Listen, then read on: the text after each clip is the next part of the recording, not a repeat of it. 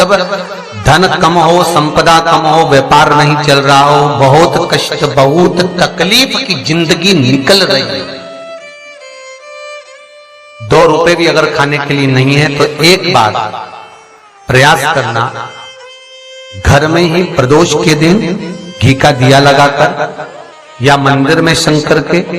घी का दिया लगाकर उसमें 2 बाती, कितनी बाती? 2 बाती रखना, चाहे तुम लंबी रख लो चाहे गोल रख लो, पर रखना 2 ही बाती। घी का दिया लगाकर दुख दहन स्त्रोत का पाठ कर, दारिद्र दुख दहन स्त्रोत का पाठ बाजार में किताब मिल जाएगी, नहीं मिले तो मोबाइल पर सर्च कर लेना, उसमें निकाल लेना, उसका पाठ करो, कम से कम 5 प्रदोष तो करो।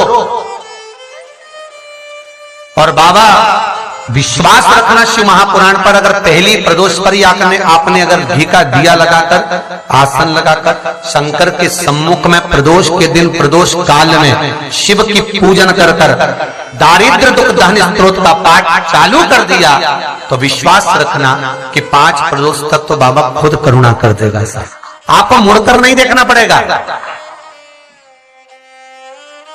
नौकरी नहीं लग रही, सर्विस नहीं लग रही, परास्त तो हो चुके हैं, फॉर्म भर भर कर, दुनिया के हाथ जोड़ जोड़ कर, एक बार महादेव के हाथ जोड़ दो, एक बार उससे कह लो। बेटों की जॉब न लगे, कई माताएं आके कहती मेरे बेटे की सर्विस लग जाए गुरुजी, बस इतनी कृपा कर दो, तो हमने तो उसको कहो पाठ करे। मान लो अगर धन नहीं, संपदा नहीं, तो प्रदोष के दिन दिया लगाकर दुख दहन स्त्रोत, दारिद्र दुख दहन स्त्रोत का पाठ अवश्य कम से कम 5 प्रदोष करना, और पहले प्रदोष के बाद में ही अंतर आना प्रारंभ हो जाएगा, कहीं ना कहीं भगवान राहें खोल देगा, कुछ ना कुछ अच्छा होना प्रारंभ हो जाएगा। तो छोड़ना नहीं कि अब मेरा काम होने लगा तो मैं छोड़ दूं, 5 पाठ तो पूरे करना ही। प्रदोष का दिन आए तो बोल देना घर के लोगों को कि प्रदोष आ रहा है तो मेरे को पाठ करना है, याद दिलाना, पहले से कैलेंडर में निशान बनाकर रखो, ये प्रदोष है, इस दिन लिखा होगा प्रदोष।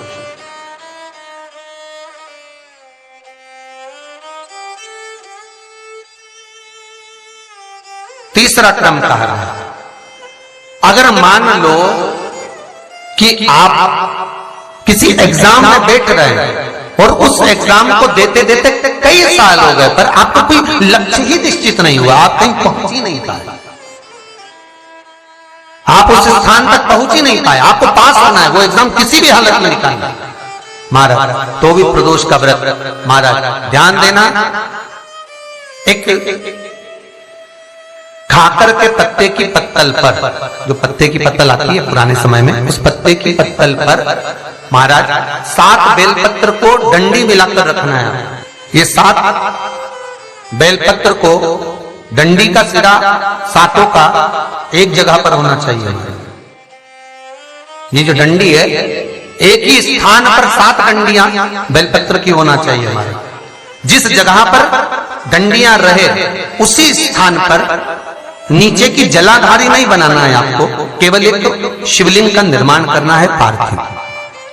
ये केवल प्रदोष के दिन करना है, प्रदोष काल के अंतर्गत। चाहे थाली में रख लो,